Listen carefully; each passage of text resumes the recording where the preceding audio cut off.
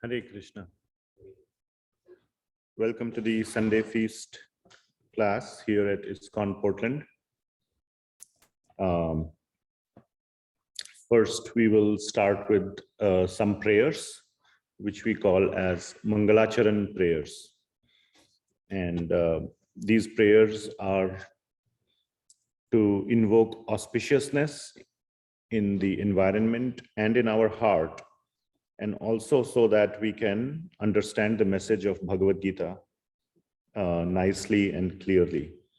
So I hope all of you have a copy of Bhagavad Gita in your hands. The prayer that we will recite will be, the Mangalacharan prayers are in the beginning of the book.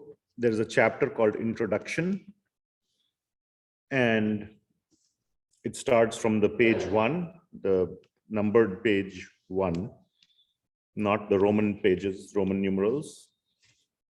And we will recite these prayers that are in the italics font. So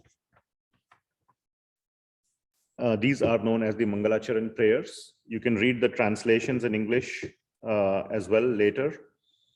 And as I said, these are to invoke auspiciousness as well as to make our heart more receptive to the message of Bhagavad Gita. So please recite along with me. In the middle of, after the first 3 paragraphs, I will recite another prayer which is not in the book. So if you don't know that, that's okay. Om Ajnanatimirandhasya Jnananjana Shalakaya Chakshurunmilitam Yena Tasmai Shri Gurave Namaha Shri Chaitanya Manobhishtam Sthapitam Yena Bhutale Swayam Rupa Kadamahyam Dadati Swapadantikam Vandeham Shri Guru Shri Yuta Padakamalam Shri Gurun Vaishnavamscha Shri Rupam Sagrajatam Sahagana Raghunathanvitam Tam Sajivam Sadvaitam Savadhutam Parijana Sahitam Krishna Chaitanya Devam Shri Radha Krishna Padan Sahagana Lalita Shri Vishakhan Vitamscha Nama Om Vishnu Padaya Krishna Pristhaya Bhutale Srimati Bhakti Vedanta Swami Niti Namine Namaste Saraswati Devi Gauravani Pracharine Nirvishesha Shunyavadi Paschatya Desha Tarine. Now we'll go back to the book. He Krishna Karuna Sindho Deenabandho Jagatpate Gopesha Gopika Kanta Radha Kanta Namostute Tapta Kanchana Gaurangi Radhe Vrindavaneshwari Vrishabhanu Sute Devi Pranamami Hari Priye Vanchakalpatarubhyascha kripa sindhubhya eva cha patitanam pavanebhyo vaishnavebhyo namo namaha. Jaya Shri Krishna Chaitanya Prabhu Nityananda Shri Advaita Gadadhar Srivasadi Gaur Bhakta Vrinda. Hare Krishna Krishna Krishna Hare Hare Hare Rama Ram Ram Hare Hare. Srila Prabhupada ki jai. Okay, so the topic that I selected, usually we kind of take a particular verse from the Bhagavad Gita and try to read the verse, understand it, and have some discussion on it. The topic that I have taken today is a little bit of a technical topic. I've been wanting to do this for actually many years, believe it or not. And this is a topic to review very quickly, the topic of consciousness. And I was recently giving a sort of a talk or a book review, which was in the form of a book review for the Bhaktivedanta Institute, which is sort of the arm of ISKCON that is related to doing going deeper into the understanding of science and the Vaishnava literature. How do they, what are the commonalities, where are the similarities, where are the differences, and how to understand both of them. So this talk was on a book review of a book by Dr. Richard L. Thompson, who is a disciple of His Divine Grace, A.C. Bhaktivedanta Swami Srila Prabhupada. And his name is Sataputa Das, or we call him Sataputa Prabhu. He is no more on this planet. Unfortunately, he passed away sooner than everybody expected him to, be there. And he has done magnificent contributions to this direction of science and religion, or science and Vaishnavism. And he has written many books, given many talks. And one of the books, the first book that he wrote, is called Mechanistic and Non-Mechanistic Science. So I was hoping to project something on the screen, but I don't have the ability here with the HDMI and the computer and all. I don't know how to do that. But anyway, I'm recording this session on my computer, and I will just project it on my computer and screen share. So at least on the recording of this talk, if you were to see later on YouTube, you would be able to see the screen sharing. So this is the book called Mechanistic and Non-Mechanistic Science. And by Dr. Richard L. Thompson. It's technically supposed to show up on the screen here, but it's just a picture of the cover of the book. And I was doing a book review, and that's what I wanted to share with you also, a sort of a abridged, very, very abridged short version. And I wanted to connect this to a verse in the Bhagavad Gita. And that verse that we will go over is chapter 13, verse numbers 6 and 7. But before I go forward with this topic, I just wanted to get an idea, since there are a few devotees here. What is your sort of general background in terms of science or Vaishnavism? Maybe we can start with you, Prabhu, here. Most ignorant. Huh? Most ignorant. Okay. That's okay. About you both, anything you want to share? This is my first time here. What's your sort of school? Are you in school or college, or you?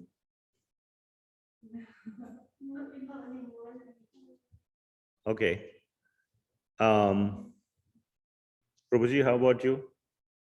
That is imparting our culture and spiritual education to our daily living. That is to go to that, go outside. Okay. That is one of the. Thank you. Wonderful. So we will go through this verse. Are you on chapter 13? And if you have this hardbound book, it is on page 536. Okay. 6 and 7.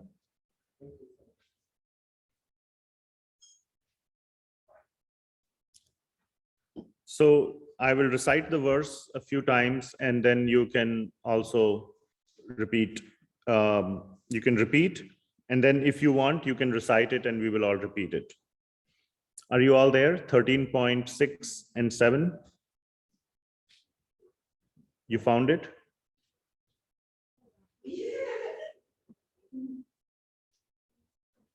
page 536.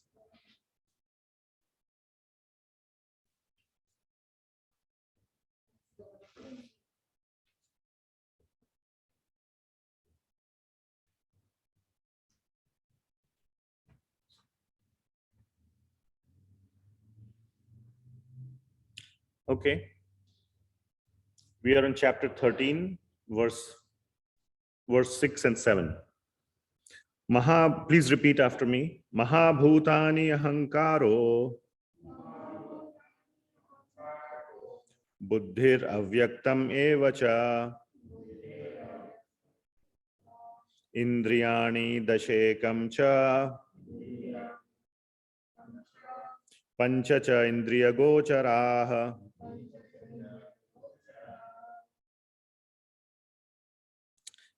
ichha dvesha sukham dukham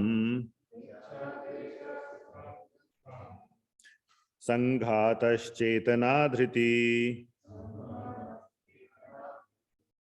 etat kshetram samasena savikaram udahritam. Okay, one more time. Mahabhutani ahankaro buddhir avyaktam evacha indriyani dashayekam cha panchacha indriyagochara ichhadvesha samam dukkham sanghataschetana etat kshetram samasena savikaram udahritam. Anybody else would like to repeat?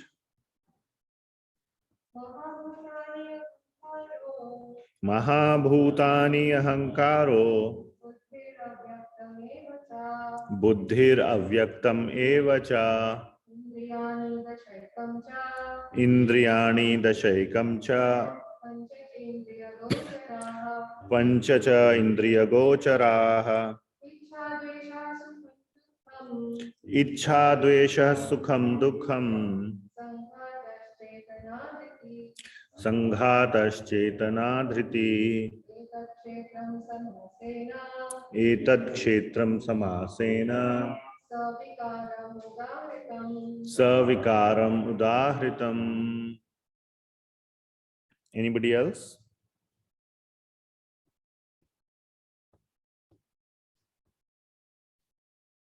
Okay, so we will read the translation.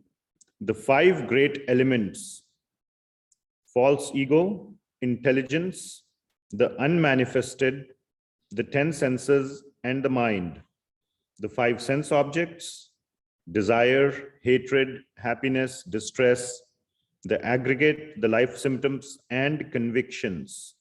All these are considered in summary to be the field of activities and its interactions.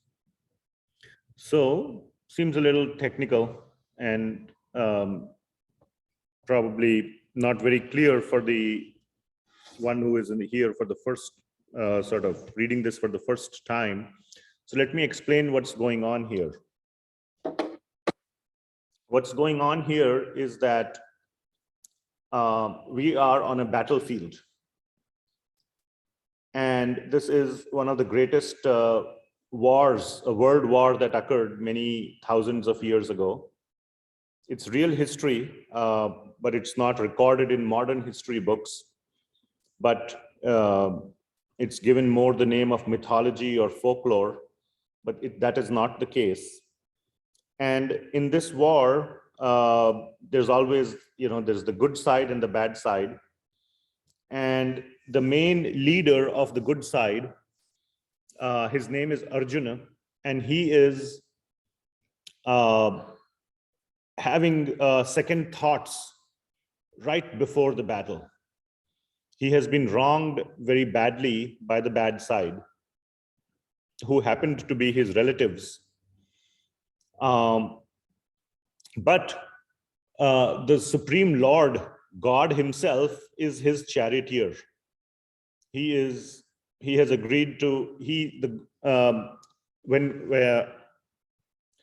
God was asked to take part in the battle, he said, I'm neutral. I'm not going to take any side. And he gave a choice to both sides. And the leader of the bad side didn't want God on his side. He said, you can take him if you want. I don't need God. That's what, people with a demoniac mentality, atheistic mentality, think that I don't need God. You're not even God, he said. So why do I need you? And the leader of the good side said, yes, that's all I want. If you're on my side, I don't want anything else. And so that's how God ended up. But still he said, I will not take part in the battle. I can be your chariot driver. So he's the chariot driver. So he was just providing guidance, but he was not actively participating in the war for the leader. And that is very, very, very, very typical. We need to understand very typical of God's position. God really wants us to be independent and play a role in our life, for us to play the role, not for him to play the role in our life. His role is that of guidance. We all think that God, please come and fix my problem. No, he wants us to fix our problems, but it's not like he is absent. He has washed his hands off and said, okay, you're completely on your own. I don't care about you. I have nothing to do with your problems. That's not the case either. He is guiding us every step of the way, but it is up to us to take that guidance and implement it and work on our problems. So anyway, in this battle, it's sort of a real, sort of a very literal manifestation of this concept, where he is the chariot driver and he never picks up a weapon, never fights, but he's constantly providing guidance to the leader. Because a chariot driver is a permanent companion, right? If you're in an Uber car or a vehicle, the driver is always there. He can listen to all your phone calls you're making while you're in the back seat. So it is up to us. He gives us the guidance, but we have to act. But that guidance that he gives is supposed to be picked up by us. We need to pick up that guidance that he is giving. So the leader of the good side is having serious doubts right before the battle. And he says, you know what? It's just better if I don't do the war. Let them win. I succumb. I will accept defeat. Let them win. And I don't want all this bloodshed, which is a very good thought. But then God says, okay, if that's what you want to do, it's your choice. But if you have any questions for me, I'm happy to answer your questions. What are your doubts? You prepared so many years for this battle, and now in the last minute, you're just chickening out. So God gave him the opportunity to ask questions. And so, being a very, very intelligent person, this leader of the good side, his name is Arjuna, he asks very intelligent questions. And without going into a lot of the details, the question that is being asked right now is, what is this consciousness? What is the difference between my body and my consciousness? In an essence, that's the question. I'm rephrasing or paraphrasing here for the benefit of the discussion today. So that is what is being said in this, and that's God, who is Krishna. Have you heard the name of Krishna? Great. Is answering this question and we have selected a pertinent verse for today's discussion, but this question is being answered over several verses. In this particular verse, Lord Krishna is describing the composition of the body. What are the various components or the building blocks of our body? And it is not mentioned in terms of iron and calcium and sulfur and carbon, and carbon should be number one. We are all organic life forms, and oxygen and all that stuff. Hydrogen are the atoms that make up our body, but in slightly different nomenclature, and which is what we saw here, the 5 great elements, which is earth, air, water, fire, and ether. And then the mind and intelligence and the senses and the sense objects and the sense organs, the working senses and the knowledge acquiring senses. This is all what constitutes the body. Look at your body, you will find sense organs, right? The biggest sense organ is called the skin. That's one of the sense organs, right? If you touch something hot, you'll feel it. With your eyes, you can see. So your body is composed of these great elements, and then inside there is earth, water, fire, air, and ether. Bhumir, Apa, Anala, Vayu, and Kha. So there are all these elements that making up the body. But this is just dead matter. So where is consciousness? And consciousness is another part which makes the body alive.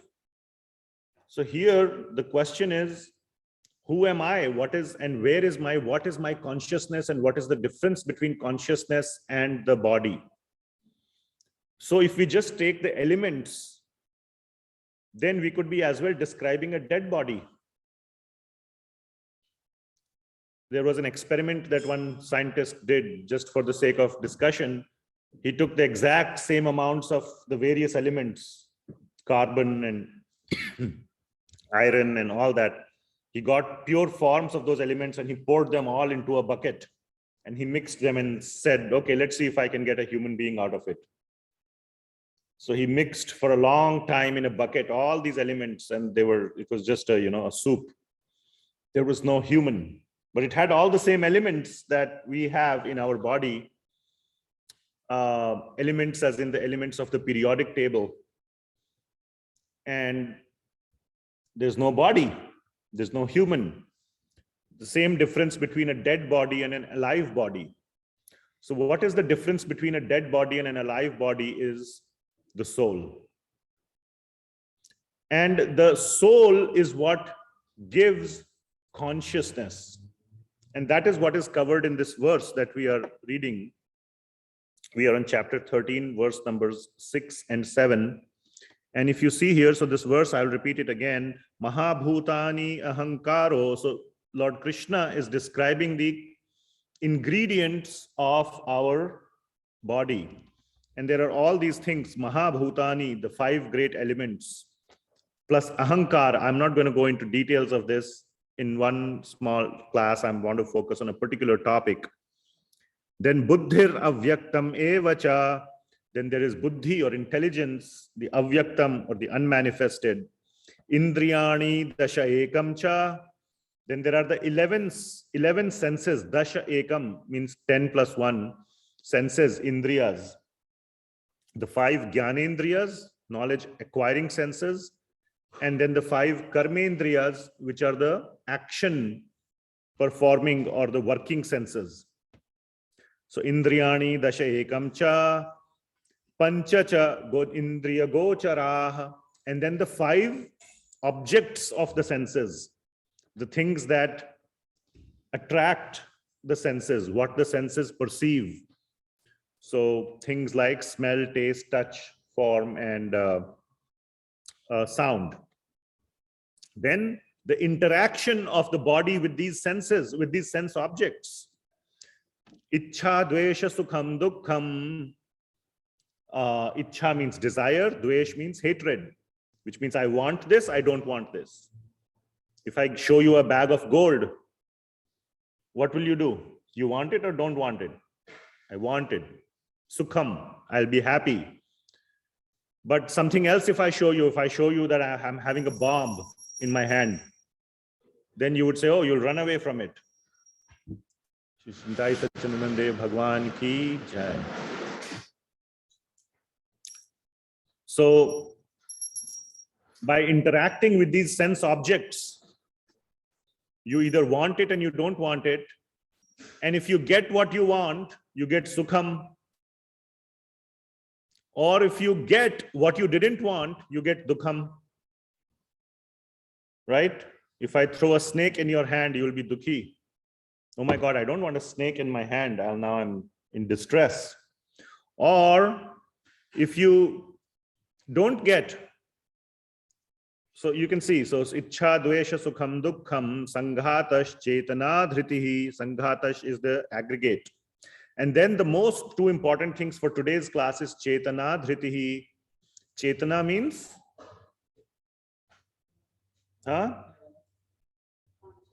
Consciousness, chetana, being awake, not really being awake, but being aware. That is chetana, that is consciousness. I'm conscious. That's the difference between a dead body and a alive body. So the fact that I can say that I am alive, or I can see this, I can see you, that is chetana. And dhriti, another very important thing, is conviction, different from chetana. I'm aware, but whether I'm convinced, I'm inspired by something. Oh wow, this is what I want to do. There is a sense of purpose in one's life that comes through conviction, through inspiration, right? There is something that brought you here today instead of going to, let's say, I don't know, watching a football match. It's bright and sunny outside, and I'm sure there's a lot of good things to do there. Something brought you here. Something convinced you, something inspired you to do that. Where did that come? All of the material information is there as for you, as for any other person who is not here. What made you come here and not somebody else? Materially, the same information, the same everything was presented to everyone. So that is dhriti, that is convictions. These are the two topics we want to talk about. Etat kshetram samasena savikaram udahritam. So this, Lord Krishna says, is the entire body and including the symptoms of the soul. Here the soul is not mentioned because that's really not the body. But the body manifests the symptoms of the soul, right? Just like in your body, not at a spiritual level, but you may have stress in your mind. But can we see stress? No, but it manifests itself as perhaps as headache, or as some pain, or maybe your heartbeat increases, right? Those things can be measured, correct? So sometimes you can measure abstract things from its symptoms.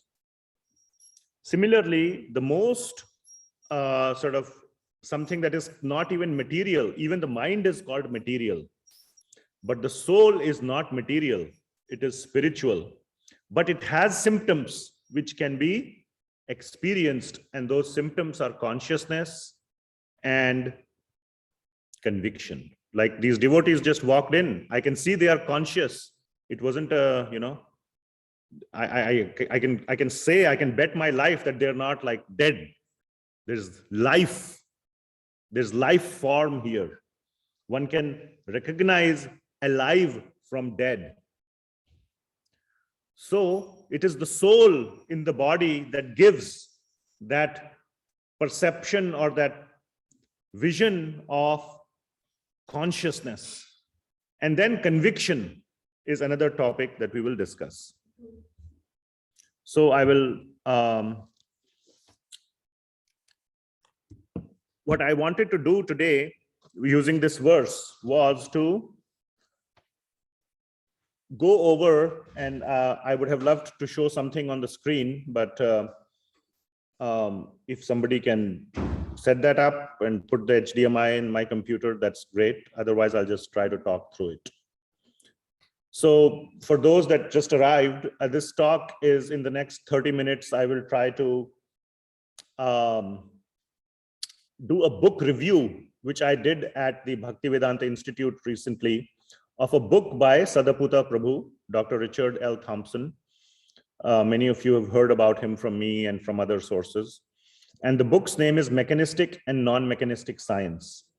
And I just want to share a brief introduction, and he very brilliantly presents this concept of consciousness and conviction. So the book's title is Mechanistic and Non-Mechanistic Science. And science is highly mechanistic. What do we mean by mechanistic? Mechanistic means two things. Something that can be measured, okay? That means you can give a number to it. And science is all about numbers, okay? Everything has to be measurable. It may not be measurable, but still you have to somehow convert it to number. Even when you go to the doctor's office, like headache is not measurable, but still they ask you to write a number on a scale of 1 to 10, how much is your pain, right? The idea is to come up, and that's a good thing. I'm not trying to say that's a bad thing. Why do they do that? Have you thought? Because they are trying to follow a scientific process. Because when you keep going to the doctor, let's say you have pain somewhere, and you visit him every week, and every week he asks you to put a number. And if you honestly put a number, whatever you're feeling, now there may be some error based on, oh, I'm just feeling that I have a lot of pain, but really the pain may not be there. So let's discount all those things. But let's say so that he can, over a period of time, he can see whether the pain is going up or he is going down. He can get some kind of a picture from the numbers. And that is the scientific or the mechanistic process.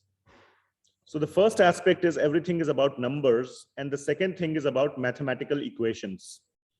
What do you do with those numbers? You put them into some equations or some kind of a formulation, like here you obtained a whole bunch of numbers and then you put it in a graph. And you see, okay, I gave this medicine, the pain didn't come down. It went like this. When I gave this medicine, the pain started going down. So that means this medicine works better than the other one. Why? Because the graph is telling you that, isn't it? So that is the mechanistic process, even to something as non-mechanistic as the sort of the body. So the whole point of the mechanistic process is that a person is nothing more than a machine.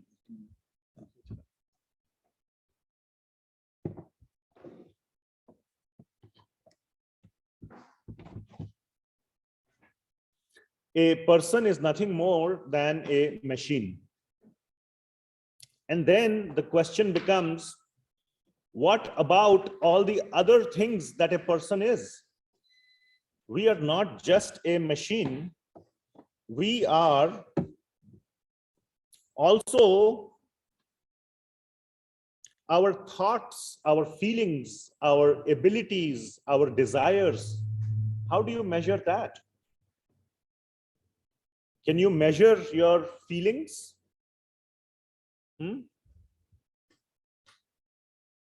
It's very hard, right? To measure feelings.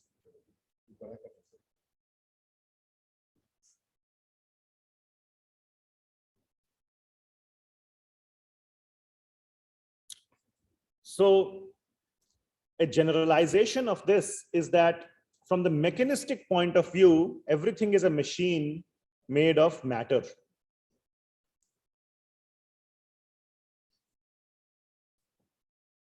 Even in biology, living organisms are considered a combination of material elements. Life in general has been taught to us from the mechanistic point of view to be nothing more than matter. That's what we are taught in the science books. And this has basically two very, very big parts to it. How did life first come from matter? If life is matter, how did life originate? The origin of life is supposed to be in matter, because matter was there first. And then life came, and life is matter, so life must have somehow come from matter. There is no clear answer to that. There is some hodgepodge answer about how life appeared from matter through some kind of a primordial soup of elements and thunder and lightning in the early stages of formation of the earth. And of course, we can talk in more detail. There was the Stanley Miller experiment and many other things about how proteins can be formed from the initial elements that were supposed to be present in the initial time of formation of the earth, methane and so on, or carbon dioxide and oxygen and other elements. And then the second thing is, from the matter, you got some life somehow, by magic, somehow. We don't know that yet. The mechanistic process cannot describe that very well. How life, even a single-celled organism, unicellular organism, came from matter. And then look around you, there are so many complex life forms. Very complex, you know. Human beings are one of the most complicated life forms. We all know, everybody who's married knows how complicated humans are when you have to deal with your wives and husbands, right? So humans are not, you know, or your mothers or fathers or mother-in-laws and father-in-laws, all that stuff, right? Humans are complex. How did this, I'm just kind of, you know, but just the physical body, even the doctors, if they know everything, how the body works, why is there so much disease and death? Why can't they save everyone? Right? In a case of a motor car, a mechanic can fix any problem, right? Have you seen a mechanic say, oh, this car has died? Or, I mean, cars die, but you can always replace parts and make it work. The cost of replacement of the parts may be more than the cost of the car. That's a different matter. But we've figured out how a car works, right? But we have not figured out how a body works fully. So how did these complex life forms emerge from that simple life form? We don't know. A very, very famous scientist by the name of Steven Weinberg. He is a Nobel Prize winner of 1979, and not just a ordinary Nobel Prize winner.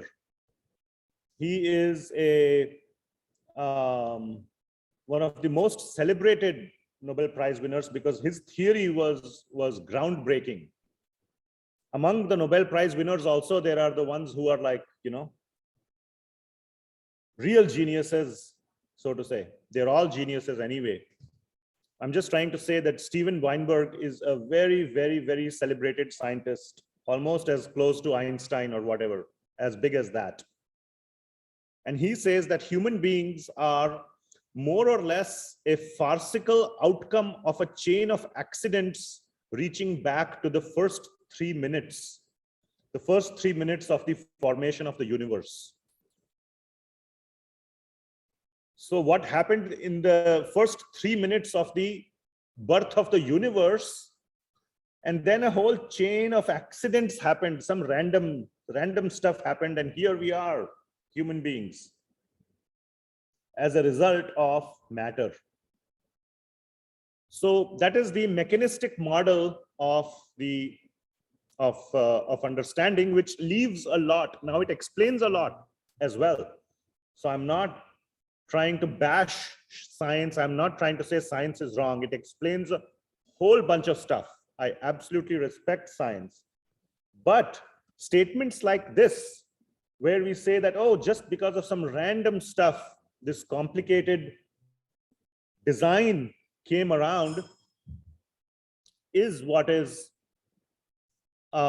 troublesome. These sort of claims beyond the ones that have been proven.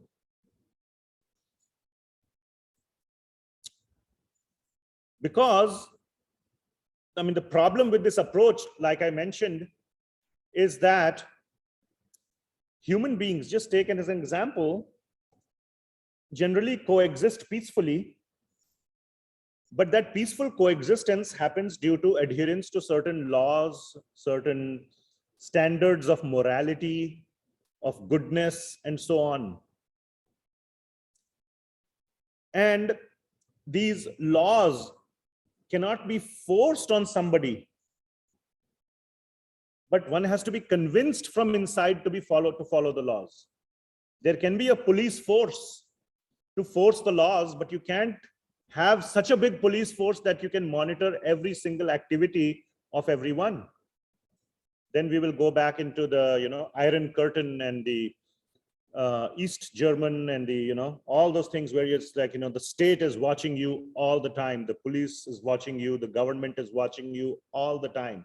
We know those things don't work, right? So who's watching you? Who's making you do the good things? Why is everybody here not a serial criminal? Not because, oh, I wanted to be a serial killer, just because the police is there, that's why I'm not a serial killer. Is that the reason why you are all not serial killers? Just because the police is forcing you to not be one? Tell me. No, you don't want to be. That's not something that you want to do. That's not something that's right. That's conviction, dhriti, that we were talking about. So those inner laws, those laws cannot be forced. They must be accepted by inner conviction. And mechanistic theories provide no justification for any such thing. So this is a gap in the mechanistic theories. I'm not saying mechanistic theories are wrong, but they don't explain everything. They are not whole and complete. Okay? One of the possible answers is natural selection. Oh, if I behave nicely, I will survive. Survival of the fittest. That's a sort of a layman's term for Darwinian natural selection. So if I behave nicely, I will survive. That's called natural selection. I hope you're following. Yeah? Well, the problem is that if that was the case, then natural selection advances, right? Then there should be an upward spiral of morality within the society. People should, over time, keep getting better and better and better morally. Do we see that happening? No. So the possible explanation, the possible mechanistic explanation that natural selection is the answer why we are being good citizens is not convincing, doesn't convince us, doesn't make sense. So the bottom line is that the mechanistic model does not explain this whole idea of morality, making moral choices, free will, etc. It is the religious beliefs, our belief system, our faith, our convictions that provide a sense of meaning and purpose in life. Your purpose in life is not to be a serial killer. Your purpose in life is to be a good citizen, whatever, a good member of your family, all those things. That's a purpose. And it is these matters of faith and religion and other things that provide us with that sense of purpose and meaning in life. So therefore, body is not just a machine. Are you following? Like a car. But many people are convinced that if you have to choose between the two, this is a wrong choice. You don't have to choose between science and religion. Oh, science explains is real knowledge. Well, it is real knowledge, but so is the other side. Both are real and they are explaining their each aspects that they specialize in. Okay? If you want to fix a car, you will have to go to a scientific mechanistic model of how to fix a car. You cannot read the Vedas and try to figure out how to fix a car. But if you want to learn how to make spiritual progress or how to even in the material world be a good person, definitely you can go to the Vedas.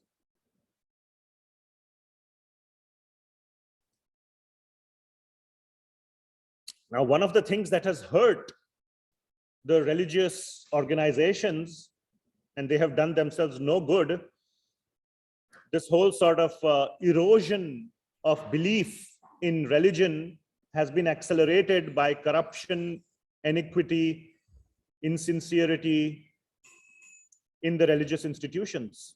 And when people see this kind of duplicity, hypocrisy, they get put off and they say, you know, I have nothing to do with this religion. Okay. Now, not to mention that there is corruption and all that, and even in science. Or the science is not corrupt, but the people who are following it may be corrupt.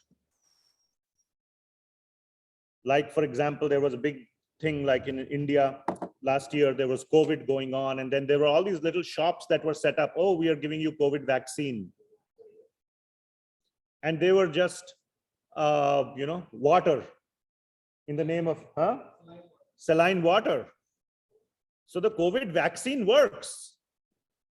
But if the person who is supposed to give you the real vaccine gives you just saline water, it's not going to work. You can't blame science for that. Okay?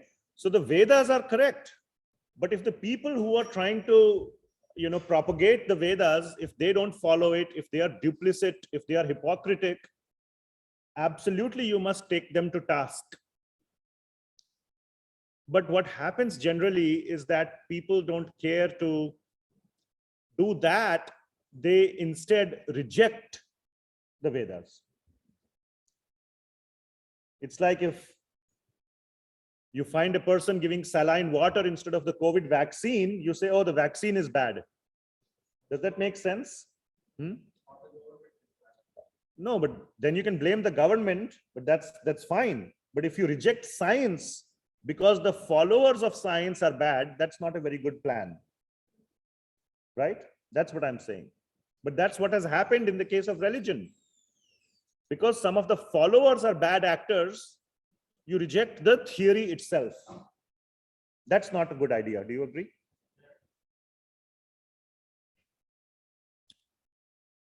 So this book aims to show, and I encourage you to read this book here. I couldn't show the picture of this. This is Mechanistic and Non-Mechanistic Science. If you're interested in what we discussed so far today, then you're welcome to read this book and get more understanding about this. And as a possible solution, so this book not just tells you everything what is wrong with science. It doesn't attempt to do that. Many of the books, if you go on Amazon or in a bookstore and try to find books on science versus religion, 90% of such books are, they will just tell you everything that science is, where science is wrong or scientists are wrong.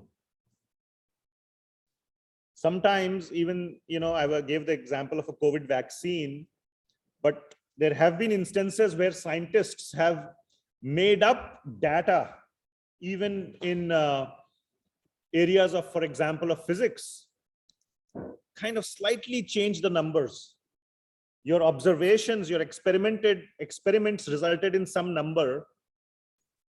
But if you change the number slightly, it proves your theory. Okay? And they have done that. Oh, let me just change the number, then I'll be a great person.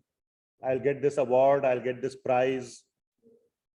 But, that's corruption. So there have been such instances too, but there are other people to catch them. So it's not that prevalent.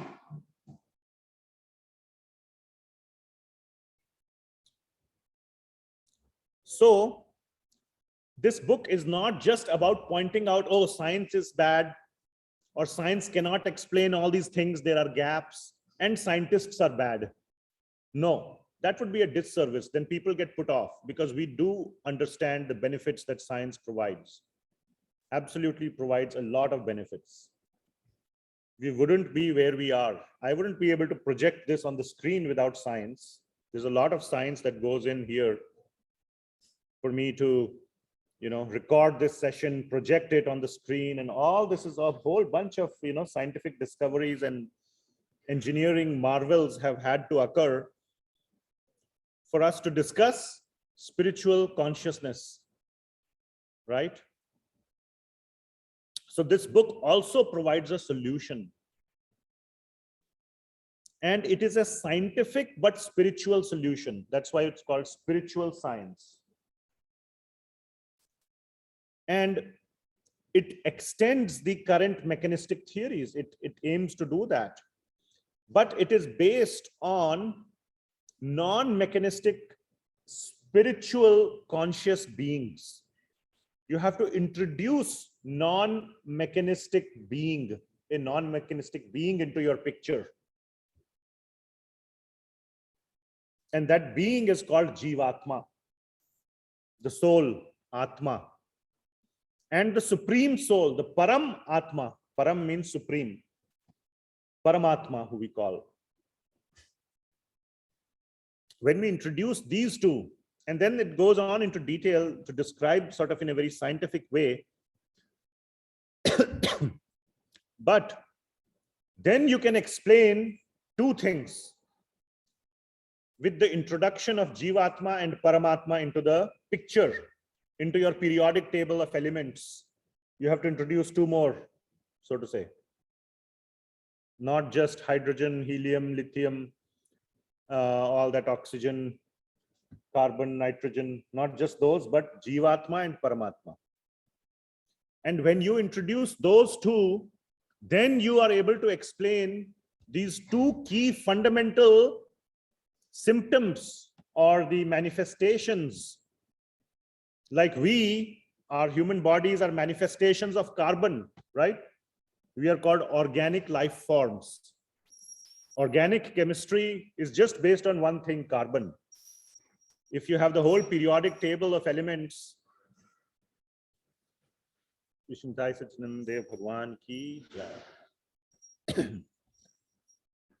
the whole periodic table of elements, one element, carbon, contributes a whole branch of chemistry called organic chemistry. And all other elements are just put together in one other branch called inorganic chemistry, right?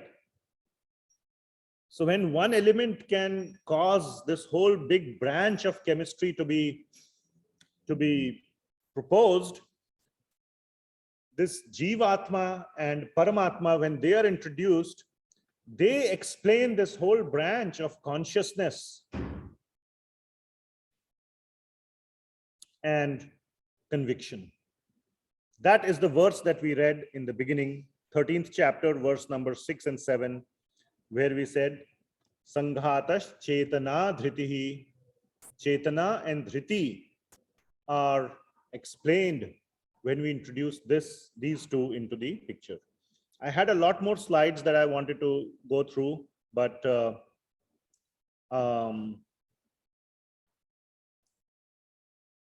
there's no time. So I'll skip all of that and I'll just leave it at this. For further reading, I invite you to read this book. Very, very masterfully written by a person whom I admire from the bottommost depth of my heart, His Grace Sataputa Prabhu, and hear his lectures. They are available online. The website to go to is rlta.org.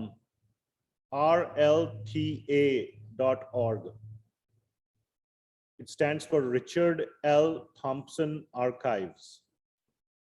Everything that he has done, said, produced, written is present on that website. The RLTA is the Richard L. Thompson Archives. Very nicely, a lot of information has been put up there by the Bhaktivedanta Institute. So I will pause here. We have about 5 minutes. Are there any comments or questions?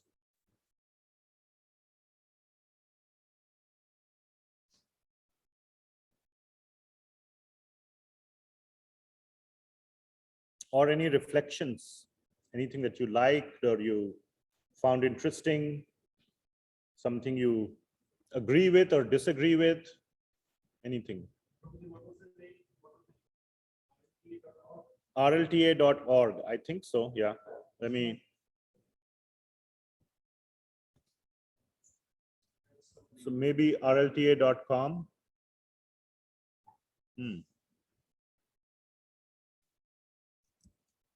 Sataputa.org. Let's try that. Okay. richardlthompson.com. So I gave you the wrong website, and it's Richard L. Thompson, Thompson with a P.com. And here it says the Richard L. Thompson Archives website. So let me share this screen as well for Zoom so that people can have a look. richardlthompson.com, the Richard L. Thompson Archives. And here's a picture of Sataputa Prabhu.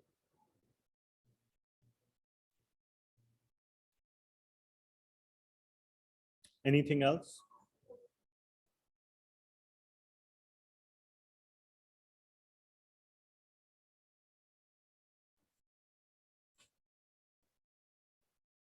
All set? Okay.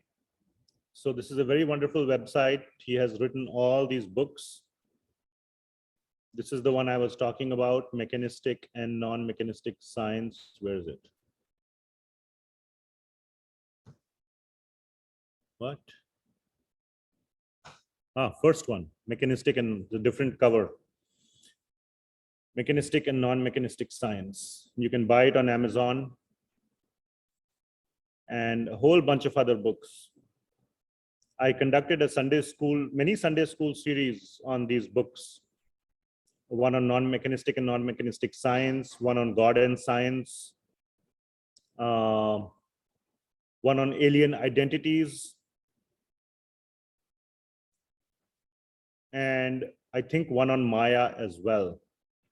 So I covered some of these aspects for our youth. So there are these books, scientific papers are there, a whole bunch of them. Yeah, all his audio presentations and video presentations are there, a whole bunch of them. You can see a long list. Yeah. All right. Okay. Last and final call for any comments or questions. All right. Thank you very much. Srila Prabhupada ki jai. Shri Srinitai Sachinandan Bhagwan ki jai. So we will end our class here and